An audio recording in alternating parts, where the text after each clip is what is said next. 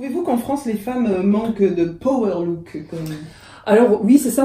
En fait, c'était ça ce qui a motivé aussi ce livre, parce que moi, j'ai passé par plusieurs entreprises. J'ai travaillé dans des banques internationales.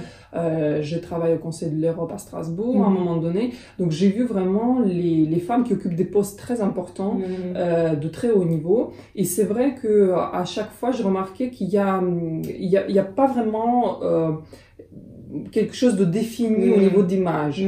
À chaque fois, soit on optait pour quelque chose de simple et pratique et basique, c'est-à-dire un tailleur noir avec une chemise blanche, ce qui est une solution en soi quelque part, mais le problème c'est qu'encore une fois, si on réfléchit du point de vue de la marque personnelle, c'est pas très efficace puisque tout le monde s'habille comme ça. Et comme ça, je peux pas me mettre en avant et montrer que voilà, moi je suis quelqu'un qui a ma vision des choses, mon raisonnement, etc.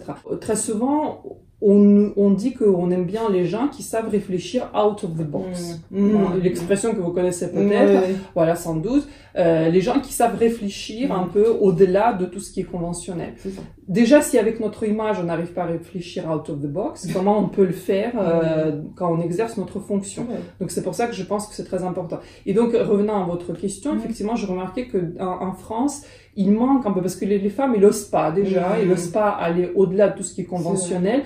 Sinon, ils préfèrent donner pas du tout, faire attention à leur image, donc ils s'habillent un peu n'importe comment, en se disant, j'ai déjà un CV solide et ça suffit en soi. Or, ça suffit pas en soi, parce qu'une femme qui n'a pas de cohérence entre son image, son discours et sa fonction, elle va avoir beaucoup de mal à percer dans le milieu dans lequel elle veut évoluer. Après, il va mettre beaucoup plus de force, c'est ça ce qui est dommage. Si on maîtrise tous les paramètres, on va avoir beaucoup plus de facilité de percer dans le milieu professionnel. Après, on peut bien sûr laisser tomber l'image ou le mettre de côté, mais on va avoir beaucoup de mal. Et en fait, vous voulez dire que c'est une carte qui nous permet d'entrer partout, quoi, en fait. Oui, c'est ça. Bah, comme on dit, l'habit ne fait pas le moine, mais ça permet de rentrer dans le monastère. Tout à fait. Donc c'est un peu ça le principe. Exactement. C'est clair.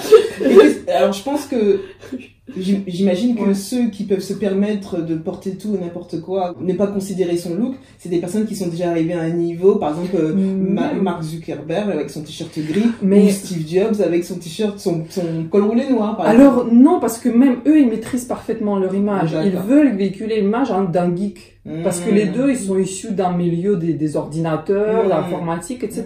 Et eux, ils maîtrisent parfaitement leur image. C'est-à-dire qu'un geek doit, normalement, dans l'imaginaire de la société, doit être s'habillé en quelque chose de très simple, avec un style norme-corps, par exemple, des choses comme ça.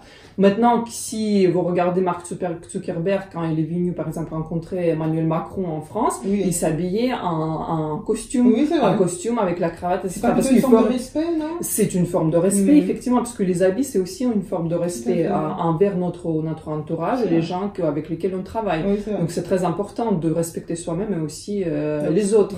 Et c'est comme ça qu'on montre qu'on se soigne, parce qu'on a envie qu'on soit agréable aux yeux des gens avec lesquels on travaille.